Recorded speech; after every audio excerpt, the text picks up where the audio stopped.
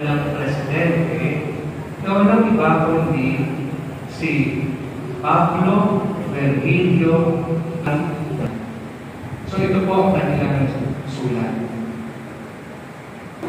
Sa ika-129 na plenaryong pagpupulong ng Catholic Bishops' Conference of the Philippines, kami, ang mga bispo, ay nagsagawa ng sama-samang panlilatis sa kasalukuyang mga realidad na nakaaapekto sa ating bansa. At tinatanong sa mga Pilipino, may pag-asa pa ba? Ikaw ba ay umaasa na sa darating na halalan? Hindi pa ito sa kanila. Akin naman. Ikaw ba ay umaasa pagkatapos ng ating halalan, magbabago ang takbo ng buhay natin mga Pilipino? Umaasa na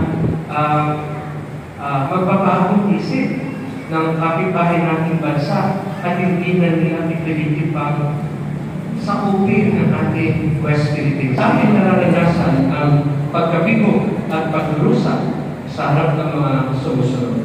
Sa larangan ng moralidad, may nakakabahalang likuhan, pawalan ng pakialam, manhiran, pawalang kakayahan, pagkawalan ng takot sa kasalanan. Sa ekonomiya, patuloy tayong nagdurusa sa epekto ng mga unos at trahedya nila ng mga sakunang may kapatayan sa klima. Sa larangan ng ekonomiya, ang paglala ng kahirapan na makikita sa pagtaas ng antas ng kawalan ng trabaho at ang presyo ng mga bilihin. Ang mga mayayaman ay lalong mayaman, ang mahihirap ay lalong naghihirap, at ang mga makapangyarihan ay lalong nagiging makapangyarihan.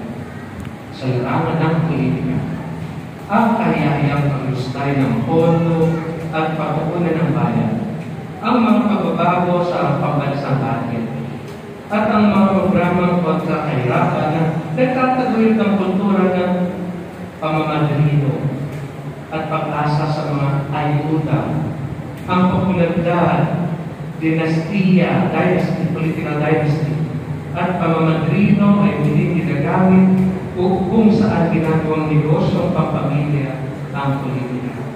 Sa larangan ng seguridad, at international na usapin, namanganib ang ating sovereignty, soberanya, at pambansang seguridad. Sa larangan ng komunikasyon, ang kasinungalingan, maling impormasyon, at disinformasyon ay ginagamit bilang sandata laban sa katotohanan.